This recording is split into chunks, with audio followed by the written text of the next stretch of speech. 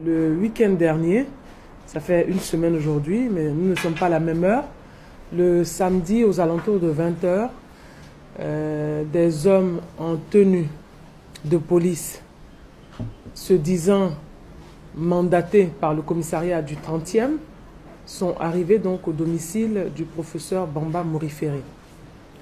Ils ont réussi à rentrer dans ce domicile, donc ils étaient dans la cour, une vingtaine, et il y en avait le même nombre à l'extérieur du domicile.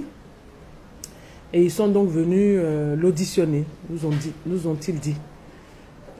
Naturellement, étant présente au domicile au moment des faits, je me suis opposée en indiquant que j'étais donc son avocate et que je voulais avoir une convocation donc, de ces hommes habillés en tenue de police. Je le rappelle, c'est très important.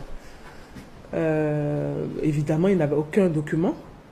Ils n'ont pas été capables de me produire le moindre élément. Ils m'ont dit qu'ils avaient reçu des instructions. Après des discussions, ils ont rebroussé chemin.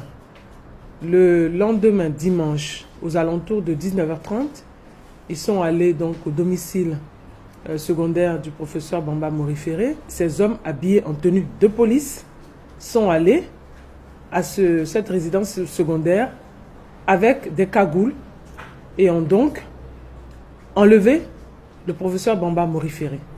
Donc de 19 h 30 à 21 h 45 dans la soirée donc, du dimanche, nous n'avions aucune nouvelle de lui. Jusqu'à ce que nous soyons appelés par le préfet donc, de la police d'Abidjan qui nous a dit que le professeur Bamba Morifere se trouvait donc dans ses locaux et qu'il fallait qu'on vienne le chercher. Le préfet, donc, lorsque nous sommes allés chercher M. Bamba Morifere, le professeur Bamba Morifere nous a dit que nous avions une audition le lendemain. Le jeudi à 4h04 du matin, nous recevons un SMS du préfet de police, pas du préfet, du chef du service des enquêtes générales, M. Begromissa, qui nous envoie un SMS libellé comme suit. Bonjour maître, compte tenu de certaines contraintes liées au service, la convocation de votre client, Bamba Morifere, est reportée à lundi prochain à 9 h. Ce qui veut dire donc au lundi 15 juillet à 9 h. Nous recevons ce SMS à 4h07 du matin. C'est important de le dire. À une heure non orthodoxe, pas dire non ouvrée, hein, on reçoit ce SMS qui n'est pas signé. Alors, mon confrère qui reçoit ce SMS, à son réveil, envoie un message aussi pour dire mais de qui est ce SMS? Et c'est là que nous recevons un message nous disant ce SMS est signé donc de M. Begromissa pour une convocation lundi à 9 h. C'est important de le signaler. Pourquoi? Dans le même temps que nous attendions effectivement, enfin, on est en train de se poser des questions, à 15 h ce jeudi, où nous devions être à une audition, ce jeudi-là, à 15 h, on reçoit une convocation. Voici la convocation. Nous recevons une convocation qui nous informe que le ministère public, dans une affaire du ministère public contre M. Bamba Morifere, ce dossier sera évoqué le vendredi 12 juillet 2019 à 15 h 30 à l'audience de l'Assemblée plénière de la Cour de cassation qui se tiendra à la salle d'audience de la Cour suprême à Cocody, rue Jacques Aka. Alors, jusqu'à ce moment-là, comme je vous dis, nous n'avions aucune information des charges qui étaient retenues contre nous, contre notre client. Naturellement, le vendredi, nous nous rendons à cette audience, d'abord par courtoisie et respect, parce que nous sommes des avocats, nous sommes convoqués à une audience devant une auguste assemblée, n'est-ce pas, la Cour de cassation, nous nous y rendons. À cette audience, la parole a été donnée au procureur de la République, enfin pas au procureur de la République, au parquet général, parquet qui a donc invoqué le fait que il avait introduit une requête auprès donc de la Cour de cassation pour des faits qui sont reprochés à M. Bamba Morifere. C'est donc à cette audience que nous allons apprendre les faits qui lui sont reprochés. Et ces faits qui lui sont reprochés, ce sont lesquels? C'est l'incitation à l'insurrection, xénophobie et trouble à l'ordre public pour un meeting qu'il aurait tenu le samedi 6 juillet. Alors, l'audience est tenue. Au cours de cette audience, nous avons plaidé d'abord l'irrégularité de toute la procédure policière et toutes les violations dont a été victime notre client, des violations graves, des atteintes vraiment graves. Nous les avons évoquées. Nous avons également évoqué le non-respect du principe du contradictoire qui veut que dans une procédure de cette nature-là, qu'on ait quand même des éléments avant d'aller donc à une audience. On n'a pas été informé, on ne savait pas ce qui était reproché à notre client. Je viens de vous relater les faits. Donc voilà, on l'a évoqué également. Nous avons évoqué le fait que pour nous, en tout cas, la Cour de cassation n'était pas en mesure donc de se tenir en assemblée plénière dans la mesure où elle n'était pas fonctionnelle. Les dispositions de la loi sont très claires, la loi de 2018, qui indique que la Cour de cassation, il faut pour qu'elle soit fonctionnelle, il faut que pour son organisation et sa fonctionnalité, il faut que les magistrats soient installés officiellement, ce qui n'a pas été le cas. Donc pour nous, elle n'est pas fonctionnelle.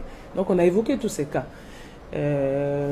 Donc de vice de forme. Bon, on l'a évoqué. Nous avons également évoqué le fait que dans le dossier en lui-même, M. Bamba Mori Ferré étant donc un ancien membre du gouvernement, il était bénéficiaire de la loi de 2005, loi numéro 2005-201, relatif donc au statut du chef de l'ancien président de la République, des anciens présidents d'institutions et des anciens membres du gouvernement. Qu'est-ce que cette disposition dit en son article donc 42? Il dit: la poursuite ou l'arrestation de l'ancien membre du gouvernement est soumise à une procédure spéciale. Et il poursuit pour dire: la procédure applicable en matière de poursuite ou d'arrestation d'un ancien membre du gouvernement est celle prévue au titre 9 du Code de procédure pénale pour les crimes et délits commis par les magistrats et certains fonctionnaires. L'article 44 dit: les dispositions des articles 6 et 7 de la présente loi s'appliquent mutatis mutandis à l'ancien membre du gouvernement. Ça veut dire s'applique mutandis par rapport à ce qui a été changé. Ce qui a été changé, c'est que l'article 7 parle d'ancien président de la République. Si je vous le lis comme ça, vous allez le comprendre. Il ne peut être entrepris de poursuite contre un ancien président de la République. Puisqu'il faut changer, on le change par ancien membre du gouvernement. Il ne peut être entrepris de poursuite contre un ancien membre du gouvernement suivant la procédure de flagrant délit, sauf cas d'atteinte à la sûreté de l'État. Et vous avez vu que cette loi renvoie aux dispositions du Code de procédure pénale, au titre 9. Le titre 9, je vous le montre, parle des crimes et délits commis par des magistrats. Voilà ce que dit le titre 9. Qu'est-ce que dit le titre 9? Je vais vous le lire. L'article 684.